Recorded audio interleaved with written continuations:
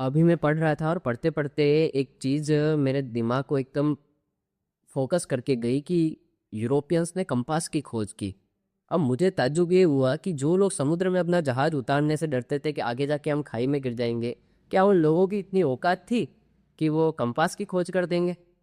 तो फिर मैंने जब रिसर्च करी थोड़ी इस बारे में, तो मुझे पता चला कि 11वीं सदी में एक युक्तम कल्पतरु नाम से एक ग्रंथ लिखा गया है राजा भोज के टाइम पे।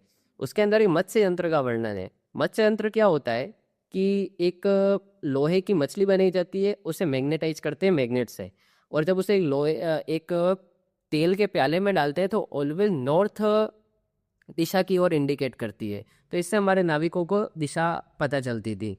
तो कंपास की खोज इन्होंने कैसे कर दी? और दूसरा कि और पीछे अपन चलते हैं, अपन सिंधु घाटी सभ्यता में चलते हैं। वहाँ पे जो लोथल, जो कि विश्व का सबसे प्राचीनतम ज्ञात डॉकयार्ड है, वहाँ पर जहाज कैसे आते थे और कैसे जाते थे?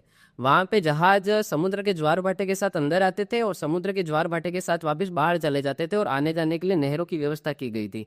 तो आप सोचो, हम समुद्री जलधाराओं का इतने अच्छे से ज्ञान रखते थे तो हमें कंपास की जरूरत ही नहीं पड़ी, और जब हमें जरूरत पड़ी तो हमने बना भी दिया।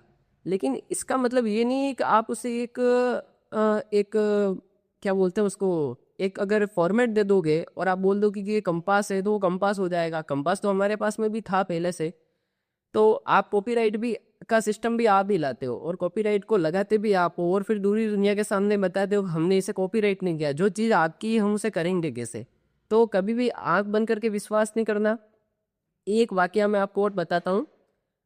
केरल के मजलिस तट पर जब हम लाल सागर में जुलाई के महीने में अपना जहाज डालते थे ना, भारत के यात्री क्या करते थे कि लाल सागर में जुलाई के महीने में उन्हें समुद्री जलधाराओं और मानसून पैटर्न का और हवाओं का ध्यान था।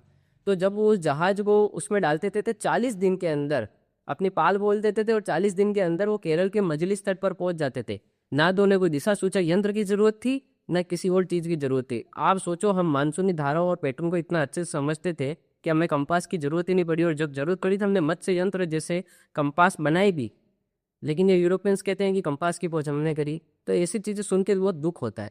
तो इसलिए कभी भी कोई भी चीज़ में आंख बंद करके विश्वास मत करो। इतिहास एक मिथक है, और इन यूरोपियंस ने इसको केंद्र बनाकर, यूरोप को केंद्र बना करके हिस्ट्री को लिखा है ना। बाकी ओरिजिनल हिस्ट्री है भी नहीं है।